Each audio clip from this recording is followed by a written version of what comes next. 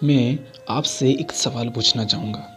क्या आपने कभी किसी ऐसे व्यक्ति को देखा है जिसको बहुत तरह की कलाएँ याद है, बहुत सारा उसको ज्ञान है कि वो ये भी कर सकता है, वो भी कर सकता है, किंतु फिर भी अशांत है? तो साथियों, अशांति किसी कार्य को सीखने से नहीं मिटती है, क्योंकि कोई भी ऐसा कार्य नहीं होता है जो आपको शांति दे दे।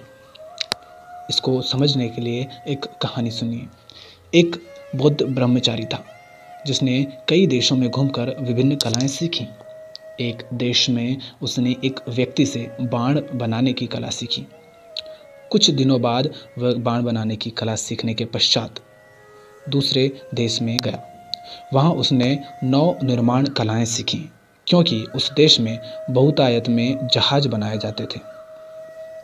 फिर वहाँ से वो किसी तीसरे देश में गया तो कई ऐसे व्यक्तियों के संपर्क में आया जो गृह निर्माण कार्य करते थे। यहाँ उसने गृह निर्माण कला सीखी, अर्थात घर बनाने की कला सीखी।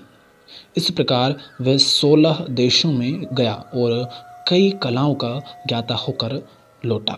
जब वह अपने देश पहुंचा तो अहंकार ग्रस्त हो लोगों से पूछता, क्या इस संसार में, इस संपूर्ण पृथ्वी पर मुझ जैसा कोई चतुर व्यक्ति है जो इतनी कलाएं, इतने सारे कार्य करना जानता हो?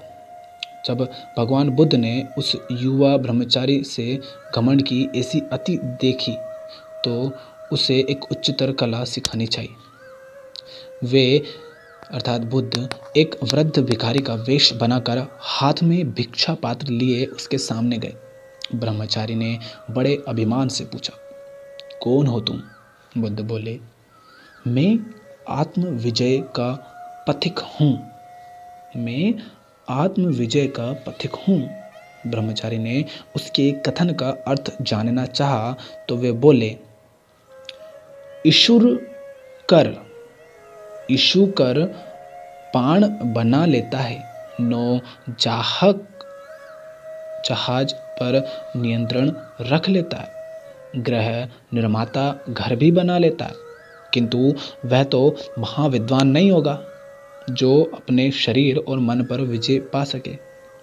संसार की प्रशंसा व अपशब्द दोनों ही दशाओं में जिसका मन स्थिर रहे, वही साधक शांति व निर्वाण को प्राप्त करता है। गौतम बुद्ध की इन बातों को सुनकर ब्रह्मचारी को अपनी भूल का एहसास हुआ।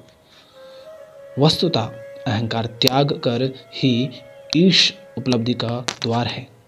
इसलिए ईश्वर की प्राप्ति के इच्छुक भक्त को अहंकार से सर्वथा मुक्त रहना चाहिए। साथियों, यहाँ पर जो ब्रह्मचारी था उसको बहुत अहंकार हो गया था कि उसे इतनी सारी कलाएं याद है।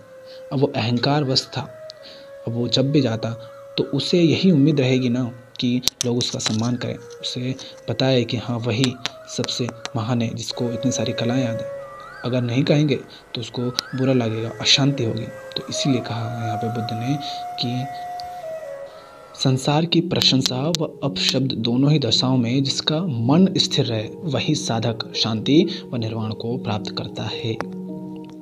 इसलिए जब तक आपको शांति ना मिले, आपको निर्वाण ना मिले, आप चाहे कितना ही कुछ जाने, वो किसी काम का नहीं।